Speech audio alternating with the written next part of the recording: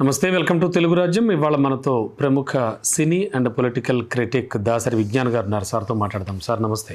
నమస్తే విజ్ఞాన్ గారు, అల్లు అర్జున్ ఫ్యామిలీతో సహా పవన్ కళ్యాణ్ ఇంటికి వెళ్ళి ఆయన్ని కలవడం, అలాగే వారి రెండవ తనయుడైనటువంటి తనకి ఆరోగ్యంపై ఆరా తీయడం, అలాగే చాలాసేపు వీళ్ళిద్దరు కబుర్లు చెప్పుకోవడం, ప్రస్తుతానికి చాలా పుకార్లు. కోర్స్ అందులో కొన్ని నిజాలు ఉండొచ్చు.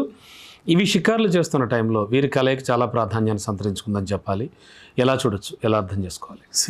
First of all Allu Arjun గురించి మాట్లాడుకోవాలి అంటే ఎప్పుడు కూడా తన కెరీర్ మొదటి నాళ్ళ నుంచి ఇప్పటి వరకు పవన్ కళ్యాణ్ గారి గురించి కానీ, చిరంజీవి గారి గురించి కానీ, ఈవెన్ రామ్ చరణ్ గురించి కానీ తను ఏ సందర్భంలోనూ చెడుగా చెప్పింది లేదు, నెగిటివ్గా మాట్లాడింది లేదు. చెప్పను బ్రదర్ అనే డైలాగ్ని ఎలా అర్థం చేసుకున్నారు ఫ్యాన్స్? ఎలా అర్థం చేసుకోవాలి అంటే, ఫర్ ఎగ్జాంపుల్ నేను నీ పుట్టినరోజు వేడుకకు వచ్చాను, బాగానే ఉంది. నీ చేత నేను జై మోడీ జై మోడీ జై మోడీ అనమన్నాను, నువ్వు చెప్పను అన్నావు. దాంట్లో తప్పే ఉంది? ఓకే, అక్కడ ఆయన సినిమా ఫంక్షన్, నువ్వు వచ్చావు ఎగేసుకుంటూ.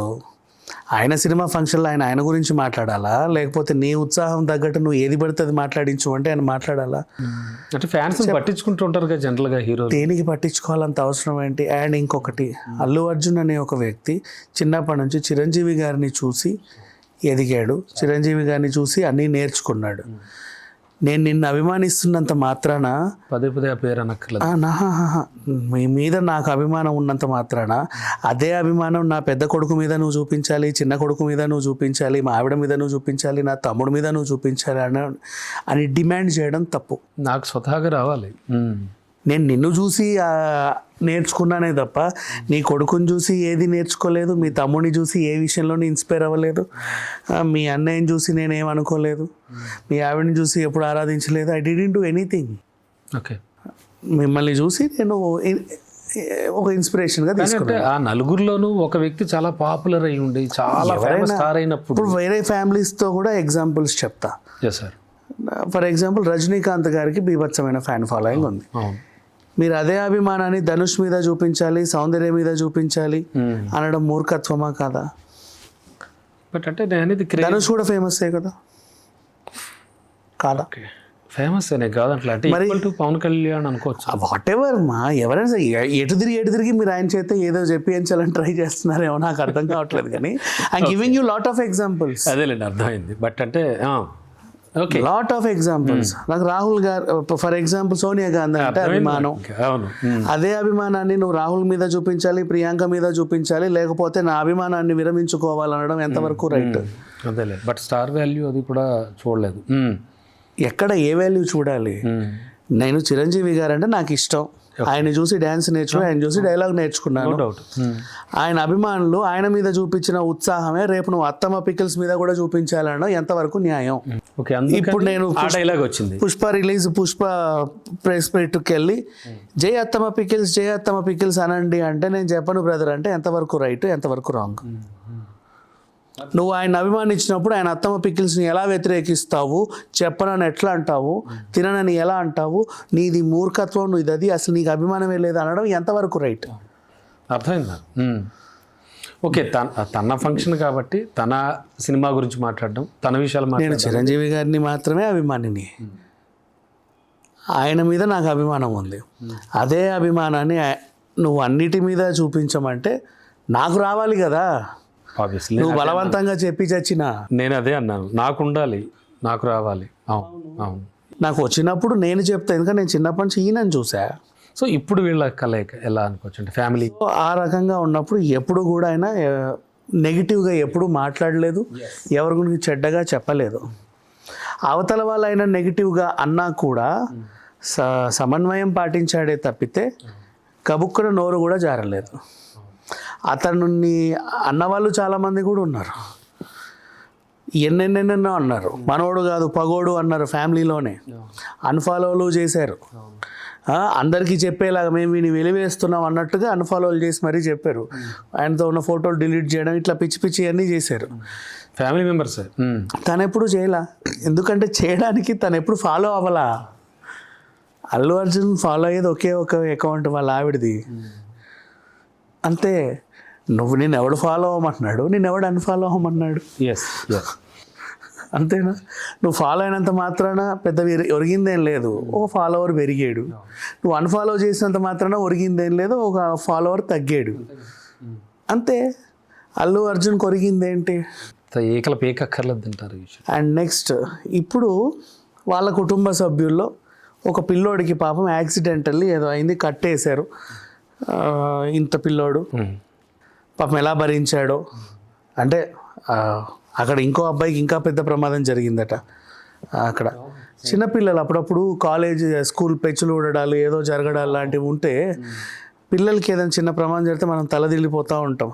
స్కూల్ బస్సు పొరపాటున పక్కకు ఒరిగిందన్నా, ఇంకేమన్నా అయిందన్నా, వేరే వాళ్ళ పిల్లలకి అయినా కూడా, ఎవరి పిల్లలకైనా కూడా ఒక టైప్ ఆఫ్ ఇబ్బంది. ఖచ్చితంగా. అంతే. ఈరోజే నిన్న కారులో ఇరుక్కొని ఇద్దరు చిన్న పిల్లలు అవును ఆడుకుంటున్నారని అనుకుంటాం కానీ పాపం డోర్ లాక్ వాళ్ళు కారులో దాక్కున్నారు, వాళ్ళకి తెలియదు.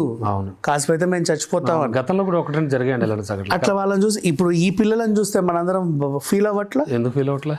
అవును. అందరికి బాధ అనిపించట్లా? అవును. ఇప్పుడు ఆ పిల్లోడు కూడా ఏదో అయింది. జగన్ గారు అయ్యో పాపమనలా, అవును.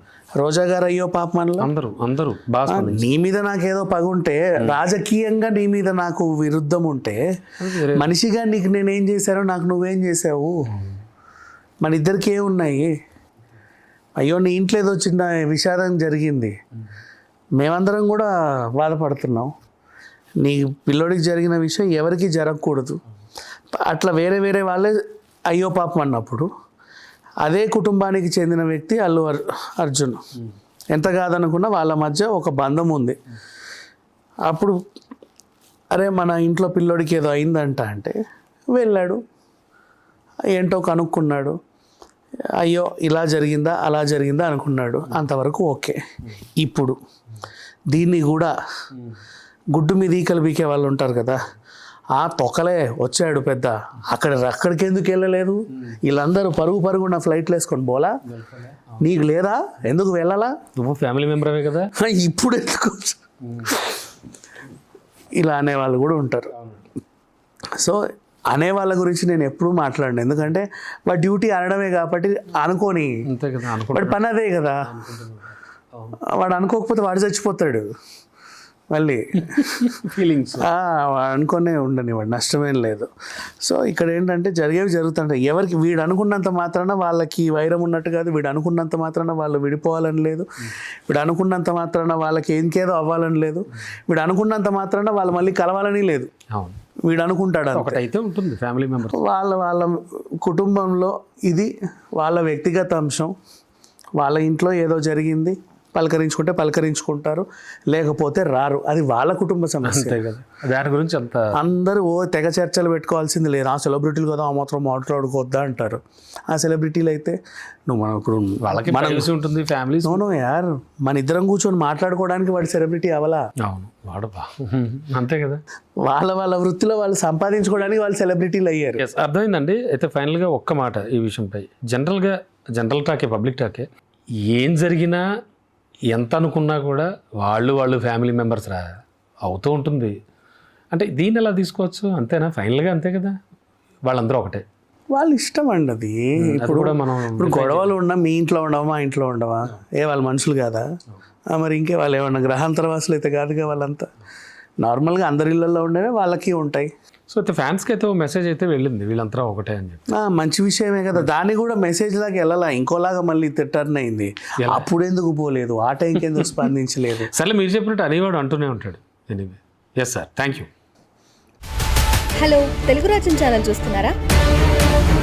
సామాజిక, రాజకీయ, జీవన చిత్రణే తెలుగు రాజ్యం. అతిశయోక్తులు, అసత్యాలు ఉండవు. రాజకీయ కోణం కాదు, ప్రజా కోణమే కొలబద్ద. తెలుగు రాజ్యం వీక్షణ మీ ఉత్తమ అభిరుచికి నిదర్శనం.